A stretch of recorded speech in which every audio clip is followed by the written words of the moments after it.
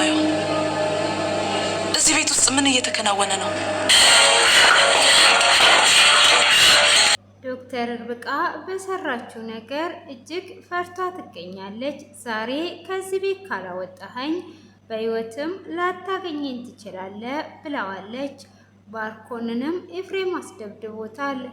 አሁን በሜዳ ላይ ይገኛል። ታዴም የደም ምርመራውን አድርጎ እጅግ ደንግጧለች። ዲና የምትገባበት ሁሉ ጠፍቷታል። ሰላም ሰላም! ውድ የምወዳችሁና የማከብራችሁ የኔ ቤተሰቦች እንኳን ደህና መጣችሁ። ለዚህ ቤት አዲስ የሆናችሁ ሁሉ ሰብስክራይብ እና ላይክ እያደረጋችሁ እንድታበረታቱኝ ስል በትህትና ጠይቃችኋለሁ። ስለምታበረታቱኝም እያመሰገንኳችሁ ያለፈውን ክፍል ትንሽ ላስታውሳችሁ። በባለፈው ክፍል ላይ ባርኮን ወደ ዲና ክፍል ገብቶ ዲና የኔ ፍቅር የኔ ቆንጆ የት ነው ያለሽው እያለ እየተጣራ በየሽንት ቤቱ እየከፈተ ከመኝታ ቤት ወደ ባኞ ቤት ሲገባ ታዴ ድንገት ይመጣበታል። እሱን እንዳየህ እጅግ እንደደነገጠ ነበር ክፍሉ የተጠናቀቀው። እንዴ ባርኮን ምን እየሆንክ ነው? ምንድነው በዚህ በኩለ ሌሊት እዚህ የምትሰራው ብሎ ይጠይቀዋል። እሱም እጅግ ስለደነገጠ ዲናን ፈልጌ ነው የመጣሁት በማለትም ይናገራል። እንዴ ዲናን በዚህን ሰዓት ለምን ፈለካት? ደግሞ እንዴት ነው ባኞ ቤት ድረስ ልትገባ ሲቻልከው? ረሳ እንዴ ባለትዳርና የልጅ እናት ናት እኮ። ይሄ ቤቱ መከበር አለበት። አባወራ መሆኔን እንዳትረሳ። ስለዚህ ምን ልትሆን ነው እዚህ የመጣው በማለት ሲለው እጅግ ደንግጬና ፈርቼ ነው ርብቃን ስላስቀየምኳት ከዲና ጋር ይቅርታ እንድንጠይቃት ነው በማለት ይለዋል። እንዴ ምን አድርጋሃትና እንዴትስ ብታስቀይማት ነው? በዚህ በኩል ሌሊትስ ሁሉም በተኛበት ምን አይነት ነገር ብታደርጋት ነው በማለት ሲጠይቀውም ዶክተር ርብቃን ሳልወዳት አልቀርም ሳያት ወድጃታለሁና ስለዚህ ያልሆነ ነገር ስተሰርቻለሁ። ለዛ ነው ካንተ የምደብቀው ነገር የለም። አሁን ላይ ግን ስተት ስለሰራው ጸጽቶኛል። ለዛ ዲና እንድታናግርልኝ ፈልጌ ነው በማለት ይለዋል። ይህን ያህልስ ምንድነው ነገሩ ንገረኝ ሲለው አይ ዶክተር ርብቃን ከንፈሯን ልስማት ሞክሬ ነበረ። ዶክተር ርብቃን ወርውራኝ ሄደች። ለዛ ይቅርታ ልጠይቃት ብቻዬን ስለፈራው ነው ብሎ ሲለው አቢም እንዴት ነው እንደዛ የምታደርገው? እሷ ለእኔ የመጣችውን ዶክተርን በክብር ነው እንጂ መያዝ ያለብህ። አንተ ሁል ጊዜ የሆነ ነገር ለማግኘት ጉልበትን ትጠቀማለህ። ይሄ በፍጹም መሆን የለበትም። ካን ወዲህ እንደዚህ አይነት ነገር እንዳይለመድ። ዶክተሯ እኔም ብላ መታ፣ አንተ ደግሞ እንደዚህ አይነት ነገር እንዴት ታደርጋለህ? በማለትም እጅግ ይቆጣዋል።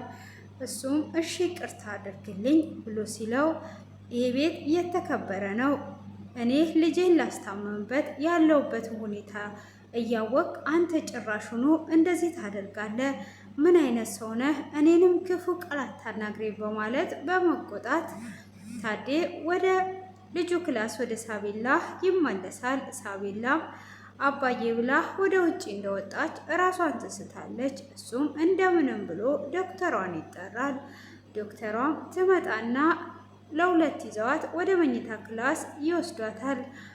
እሱም እጅግ ደንግጦ ልጄ ምን ሆና ነው ዶክተር? ምንስ ቢገጥማት ነው እንደዚህ እየሆነች ያለችው? በማለትም ታማሚም ስለሆነች ምናልባት የምግብ እጥረትና ጭንቀት ሊሆን ይችላል፣ ሆኖም ሐኪም ቤት መሄድ አለባት ብላ ትለዋለች። እንደዛም እየነገረችው እያለ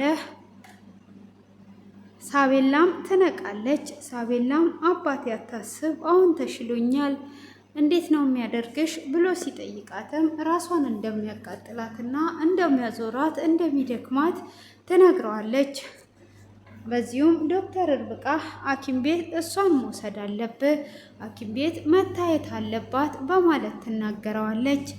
እሱም እሺ በቃ ግን ልጄ ጉዳት ላይ ናት አይደል ያለችው ብሎ ሲላት አዎ እንደዛ መሆኑን ደግሞ ማረጋገጥ የምንችለው አንተ ሕክምናውን ስትወስዳት ነው በማለት ትናገረዋለች።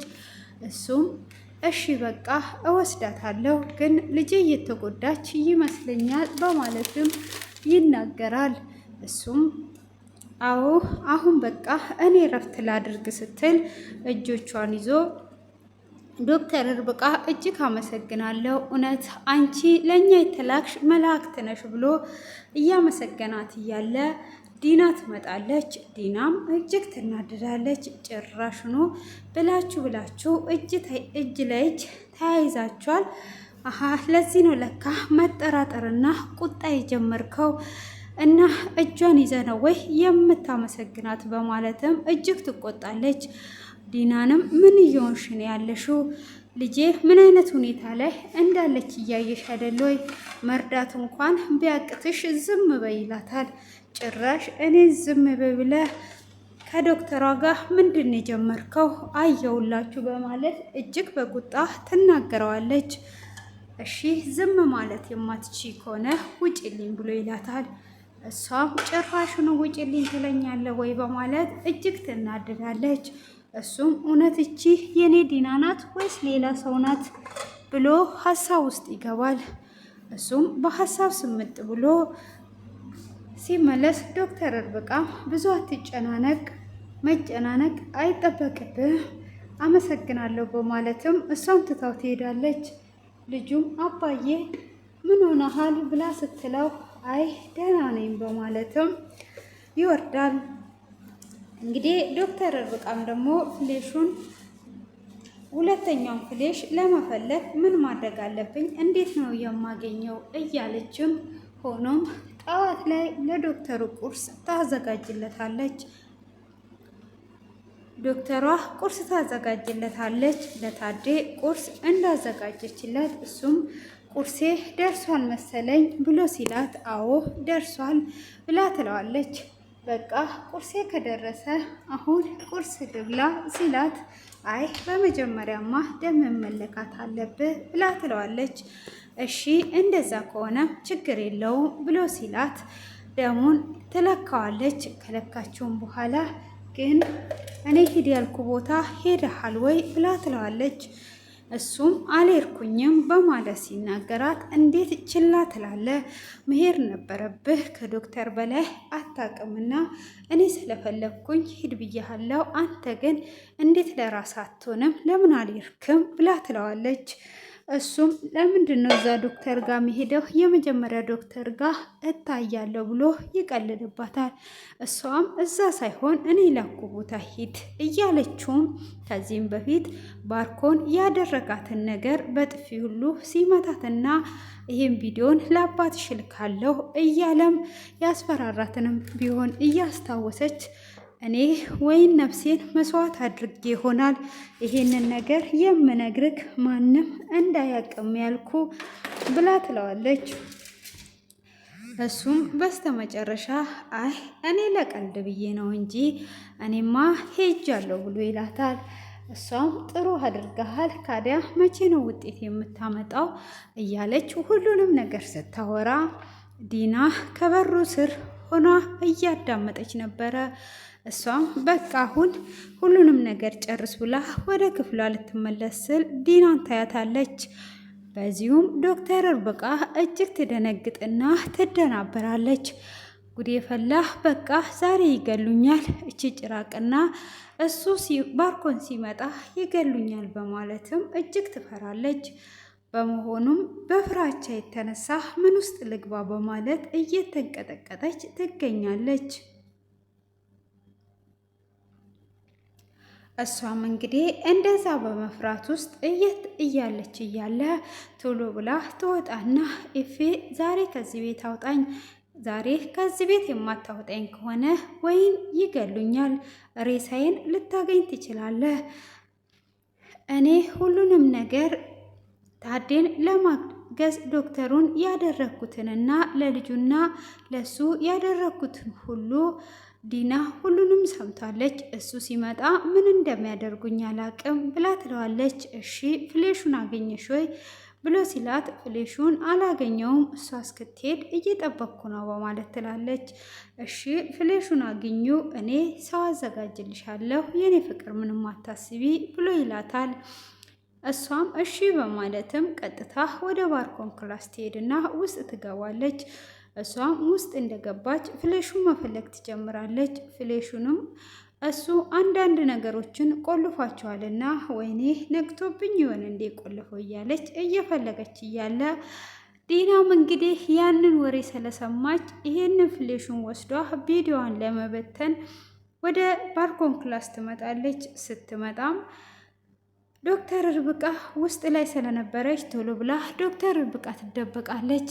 አሁን ጨዋታውን ጀምረዋለች። እንግዲህ ይሄንን ፍሌሽ ማግኘት አለብኝ፣ ወይ ባርኮ የት ነው ያስቀመጥከው በማለት ፍለጋ ትጀምራለች። እንግዲህ ይሄንን ፍሌሽ አግኝቼ ጨዋታውን እኔም እጀምራለሁ በማለት እየፈለገች ባርኮን ይመጣል። የሰው ክፍል ምንድን ነው የምታደርጊው ብሎ ሲላት እኔ እኮ ሌባ አይደለሁም የባሌን ክላስ ነው ከፍቼ የገባሁት በማለት ትለዋለች። አንቺ የምትፈልጊ ፍሌሽ እዚህ ቤት የለም፣ ብዙ አትልፊ፣ አሁን ነይ ውጪ ሲላት ምን ነው ካገኘሁት ብዬ ነው በማለትም ስትል በፍጹም አታገኘውም፣ አሁን ዞር በይ በማለትም እንድትወጣ ያደርጋታል። እሱም አንተ ችላ እያልክ ጭራሹኑ የማትወጣ መቀመቅ ውስጥ ዶክተር ከተዋለች፣ የምነግር ነገር አለ፣ ቶሎ ብለን ቢሮ እንሂድ፣ አቤ እዛ እንገናኝ ብሏል ብላ ትለዋለች። እሱም እሺ በማለትም ለመሄድ ይስማማል። እሱም ለመሄድ ከተስማማም በኋላ እሺ በቃ እንሄዳለን ብሎ ይላል። እሷም ለመሄድ ተስማምታለች። ሆኖም እነሱ እንደወጡ ዶክተር ርብቃ እንደምንም ብላ ፈልጓ ያሰበችውን ታገኛለች። እሷም ካገኘች በኋላ ለፊ ትደውልለትና አግኝቻለሁ በል አሁን ቶሎ አስወጣኝ ብላ ትላለች። በዛውም ቤቲ ትመጣለች። ቤቲ መቷዛ ስለነበረች ርብቃ ላይ በሩን ትቆልፍና በፍጹም ከዚህ ቤት አትወጪም፣ የተፈጠረውን እያንዳንዱን ነገር መጀመሪያ ለእኔ መንገር ይጠበቅብሻል፣ ያንን ካላደረግሽ በፍጹም አትወጪም ብላ ትላታለች።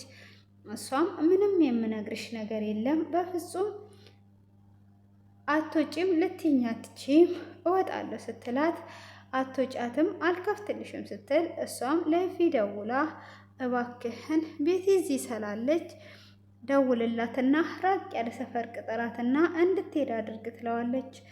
እሷም እሺ ብሎ ሲደውልላት እንዴት የጠፋ ሰው ተገኘ በማለት እሷም ለመሄድ ትስማማለች። ሆኖም እሷም እንደሄደች እንግዲህ እሷም ሻንጣዋን ይዟ ለመሄድ እሱም ደግሞ ባርኮን ጋር ይደውልና ብርህን አግኝቼልሃለሁ፣ ብርህን ልሰጥ እፈልጋለሁ፣ አሁን ላይ አንተስ ዶክተርን መቼ ነው የምትለቃት ብሎ ሲለው አይ እኔ አሁን ዶክተርን የምለቅበትን የምነግርህ መጀመሪያ ላግኝህና እናወራለን፣ ወይም ደግሞ አካውንቴ ውስጥ አስገባህ ያኔ ወስኜ እነግርሃለሁ ብሎ ሲለው አይ እኔ አካውንት ውስጥ ላስገባ ሳይሆን በሶስት ምስክር ልሰጥ ነው የምፈልገው በማለትም ትናገረዋለች።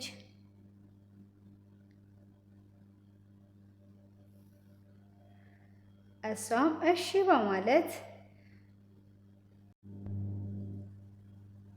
እሱም እሺ በማለት ነይ በቃ እንገናኛለን፣ ቤቲን እንገናኛለን ብሎ ይላታል። እሷም እጅግ በመደሰት ትሄዳለች። እዚህ ጋር ደግሞ ባርኮንን ደውሎ ና እንገናኛለን በማለት ይቀጥረዋል። በቃ 3 ምስክር አዘጋጅቻለሁ ቶሎ ናይ ሲለው እሱም እሺ በማለት ይሄዳል። እሱም ልክ እንደሄደ በሉ አሁን ስራችሁን መጀመር ትችላላችሁ ይላቸውና የሚደበድቡትን ሰዎች ያዘጋጃል። ባርኮም በስተመጀመሪያ እሱ እየደበደበው ነበር። ሆኖም ከኋላ በኩል አንደኛው መጥቶ ጀርባው ላይ ወግቶት ያለውን ስልኮቹን ሁሉ ይዘርፈዋል። እሱም ስልኮቹን ከወሰደበት በኋላም አሁን ሁሉንም ነገር ወስደው ባዶ ኪስ ካስቀሩት በኋላ እዛው ሜዳው ላይ ደብድበው ይተውታል። ኤፍሬምም አሁን በቃ ተገላገልን ብሎ እሱም ለርብቃ ይደውልላታል። ርብቃንም በያሁን ቶሎ ከዛ ውጪ በማለትም ይናገራታል። እሷም እሺ በቃ አሁን እወጣለሁኝ በማለት ስትለው አሁን የምትወጪ ከሆነ ቶሎ ብለሽ ውጪ በማለትም ይናገራታል። እሷም እሺ በቃ አሁን እወጣለሁ በማለት ልትወጣ በቃ ጠብቀኝ እያለች ልትወጣ ስትል አብርሃም ይመጣል። አብርሃምም ልክ እንደመጣ ወዴት ልትሄጂ ነው ብሎ ይላታል። ደግሞ ደንግጠሻል፣ ወዴትስ መሄድ አስበሽ ነው ብሎ ሲላት እሷም አይ አሁን ለመውጣት ፈልጌ ነው ብላ ትለዋለች። አስቸኳይ ነው ብሎ ሲላት አይ አሁን መሄድ አትችይም፣ መጀመሪያ እኔን ማስፈቀድ አለብሽ። ደግሞም የጤና ነገር ራሱ ምን ሆነ ብለሽ አልጠየቅሽኝም። ምንድን ነው እሱ?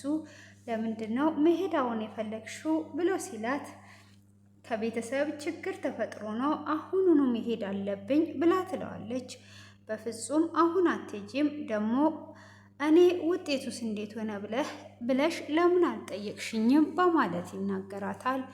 እሷም አይ ውጤቱን እኮ ችግር የለውም ካለ እንዴት ሆንክ ስትል አሁን ዲናና ባርኮን ሲመጡ ሁሉንም ነገር እናውቃለን፣ ስለዚህ የትም እንድትሄጂ አልፈልግም በማለት ሲል የነፍስ ጉዳይ እኮ ነው፣ ልሂድ እባክህን ፍቀድልኝ ብላን ብትለምነው እኔም የነፍስ ጉዳይ ነው ያስኩት፣ እምፈቅድልሽ ነገር የለም ይምጡና ትሄጃለሽ ብሎ ይላታል።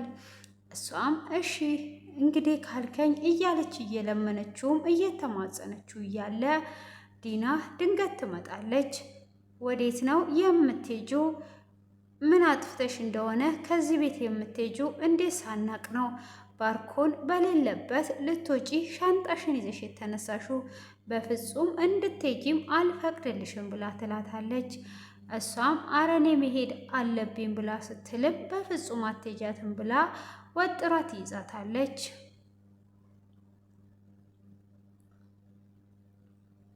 እሷም ወጥራ ስትይዛት እሺ በቃ ብላ ኑ በሉ ቁጭ በሉ፣ ግን አሁን እምነግራችሁ ከባድ ነገር አለ፣ ስለዚህ ታዳምጣላችሁ።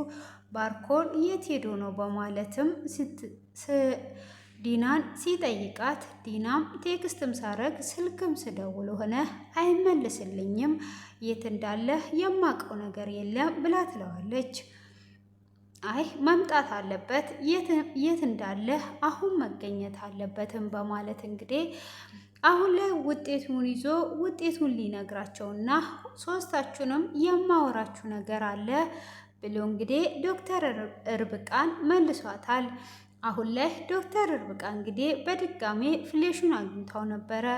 ፍሌሹንም የእሷንም ያኛውንም ፍሌሽ ይዟ እየወጣች ነበረ። ፍሌሹንም ሳትገለብጥ ነበር እየወጣች የነበረው። ሆኖም አሁን ባርኮን እዛ ወድቆ ተወግቶ ይገኛል። ባርኮን ወደ ቤት ከመጣ እሷስ እንዴት ሆኗ ልታመልጥስ ትችላለች?